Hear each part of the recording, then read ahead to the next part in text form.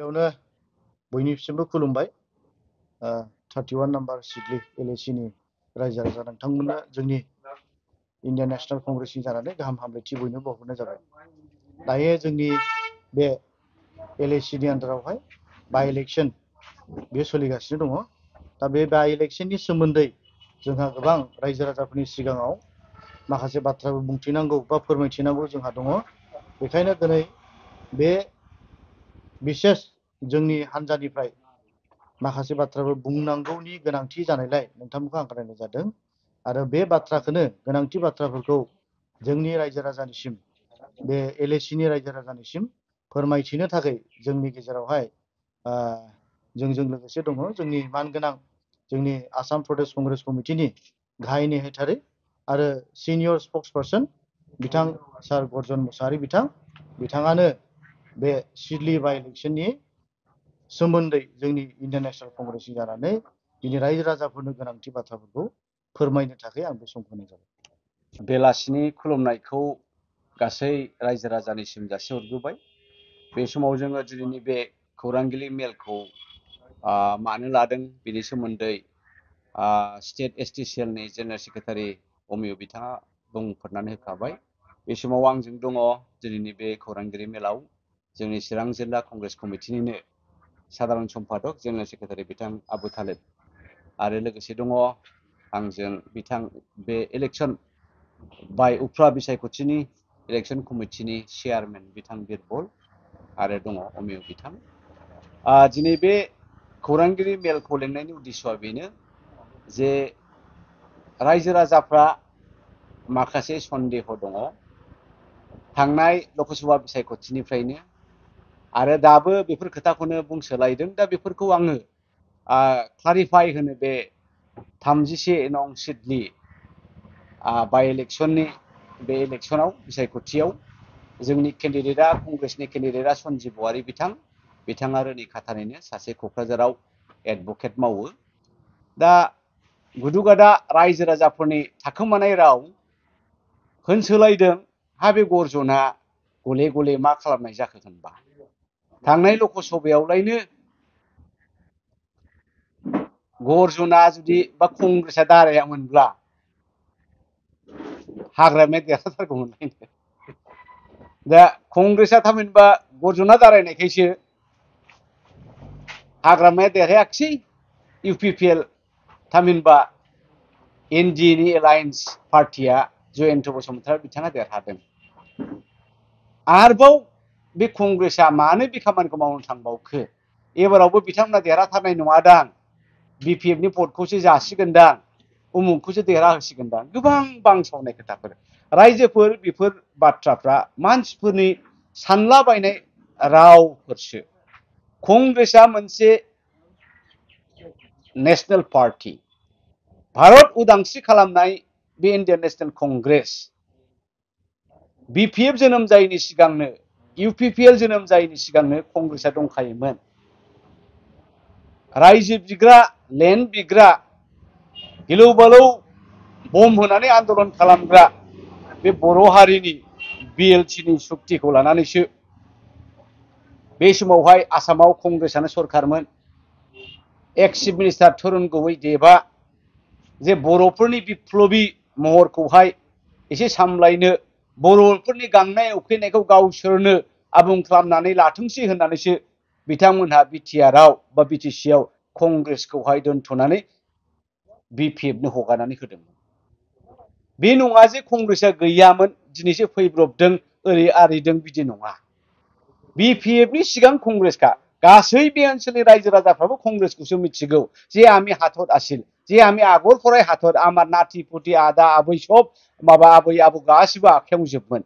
दा बेफोर बाथ्राखौ रायजो राजाफ्रा गोसोखां बे नङा जे जोङो सोरखौबा BPF खौ फेजेननो बा UPPL खौ देरहाहोनो बे एक्चुअलि बिदि दासान रायजोफोर जे कंग्रेसआ गोदो गोदायनिफ्रायनो दङ। जोङो बे 15-17 बोसोर 15-16-17 बोसोर BPF नो हगारना होदोंमोन जे BPF आ गासै BTR नि बर' रायजो राजा गुबुनफोरखौहाय उन्नयन खालामगोन ओरै खालामगोन होननानै जोङो सुबिदा होदोंमोन आरो बेबायदिनो कंग्रेसनि आमोलाव दालां लामा गासिबो जाजोब्बाय। नाथाय जेब्ला BJP फैबाय बिथांमोना हनै जोखोदाव हर जाबाय। बेसेबा गोजानाव थाबाय BPF आ दा बेखौसो जोङो उद्धार खालामफिननो बिपिएफनि थासारिखौ उद्धार खालामफिननो इउपिपिएलआ जे गिलु बालु मोनसे बिप्लबि संगठननिफ्राय जोनोम जानाय एनडिपि आरो एबसुनिफ्राय जोनोम जानाय बिथांमोनहा दिनै मा अबस्थायाव बिटिआरनि मोनसेबो दफाया इमप्लिमेन्ट जायाखै बिथांमोनहा दिनै हेमन्त बिश्व शर्मानि आखाइ मुथियावहाय थाबाय बिपिएफआव आखाइ मुथियाव थाबाय जोङो बिथांमोनखौ बे बिजेपिनि उदखारनिफ्राय हेमन्त बिश्व शर्मानि उदखारनिफ्राय आखाइ मुथिनिफ्राय उदां खालामनोसो कंग्रेसआ एबारबो केन्डिडेट होदों आरो सोर बुंदों कंग्रेसआ देरहानायनि अंख गैया दिनै नाय माइनरिटि मुस्लिम बिथांमोना फ्राय 40,000 नयजन दामरिया 39,700 फ्राय 40,000आनो दा बे 39,700आव माइनरिटि मुस्लिमनि भटखौ कंग्रेसआ 60 निफ्राय 70% मोनगोन हयना दामरिया दानि आदिबासी 17-18,000 আছে এরপর আমি প্রায় 70% ভোটে আমি পাবো বড়োর ভোট পাবো নেপালের অলপ ভোট পাবো বেঙ্গলের অলপ ভোট পাবো রাজবংশীর অলপ ভোट পাবो তেনেহলে खुनि जिते देरहानाया सोर दा बेखायनो कंग्रेसनि देरहानायनि सम्भावनाया दंथारो फार्स्ट पजिशनाव थाङाब्लाबो जोङो थार्डआव थानाय नङालै रायजोफोर सेकेन्डआव थांथारगोन दा बेखायनो जोङो बेखौनो सिन्था खालामदों जे जोङो सोरखौबा फेजेननो होननानै गेलेयाखै कंग्रेसआनो देरहानायनि सम्भावनाया दङ बेखायनो जोङो एबाराव जोंहा गावहानो गावनि केन्डिडेट सन्जीब औवारी बिथांखौ होनाय जादों आरो रायजो राजाफोर नोंथांमोना बेखौबो सान गर्जन मोसाहारिया ओरैनो लकसभा बिसायख'थि गेलेयाखैमोन आरो दिनैबो सन्जीब औवारीखौ जों कंग्रेसनिफ्राय केन्डिडेट होआखै खारन दङ जे चिराङाव नोंथांमोनहा उद्देश्य दङ आरमा बे ओनसोलनि मानसिफोरनि देरसिन समस्यायानो जाहैबाय बै आइ दै भुटाननिफ्राय बोहैबोनाय दैया दिनै श' बिगा गय बागान न' बारि औवा बागान साफा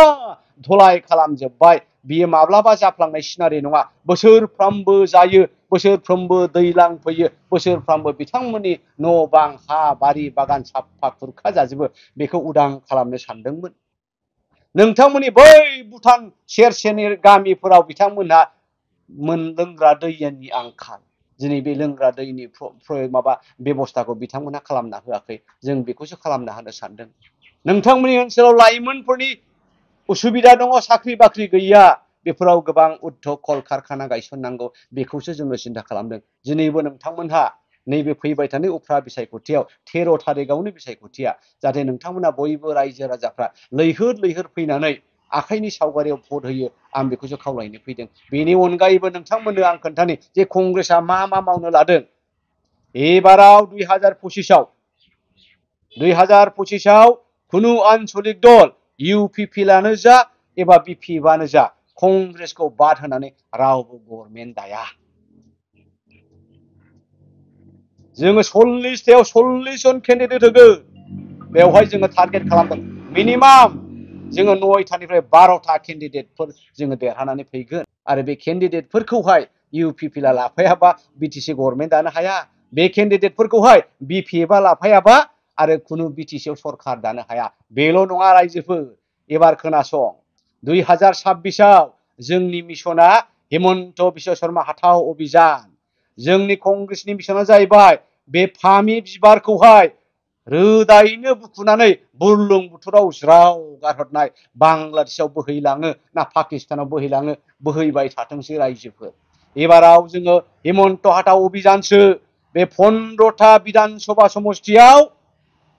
15 बार हेलिकप्टार उरायहोगोन गर्जन मोसाहारिया 15था विधानसभा समष्टियाव 15 बार हेलिकप्टार राहुल गान्धीबो फैगोन प्रियंका गान्धीबो फैगोन गासिबो कंग्रेसनि नेताफ्रा फैगोन आरो 2026आव कंग्रेसआ आसामाव सरकार दागोन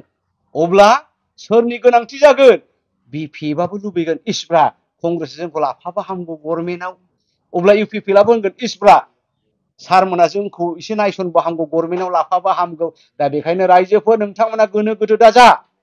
एखे गोदाव सोराव दाजा जायफ्रा केन्डिडेट जानो लुबैदों कंग्रेसआव नैबे 2025आव दानिफ्रायनो लाइन जाखादो जानजि खाफ्राखादो इन्टारभिउ होनायफोर बायदि आथिं जोनाय बासिगोन जोङो जायहा फिट केन्डिडेट जायहा पार्टिखौ थगायनाय नङा जों बिथांमोननो टिकेट होगोन आरो बिथांमोनखौ देरहासार खालामगोन बिटिसि गभर्नमेन्टआव थाफा होगोन दा बेखायनो रायजोफोर नोंथांमोना कंग्रेसखौ खम सम दासान 2025आव कंग्रेस गैयाबा इउपिपिएलआबो गभर्नमेन्ट दानो हाया बिपिआबो गभर्नमेन्ट दानो हाया आरो 2026आव जोङो बिजेपिखौहाय उदखार खालामगोन आरो कंग्रेसनि गभर्नमेन्टआ दागोन दा रायजोफोर बेखायनो बे गासैबो भबिसतखौ साननानै नोंथांमोना फैबाय थानाय दिनावहाय आखाइनि सावगारियाव सन्जिब बहारि बिथांनो नोंथांमोननि दाम गोसा भटखौहाय ज' जाजाय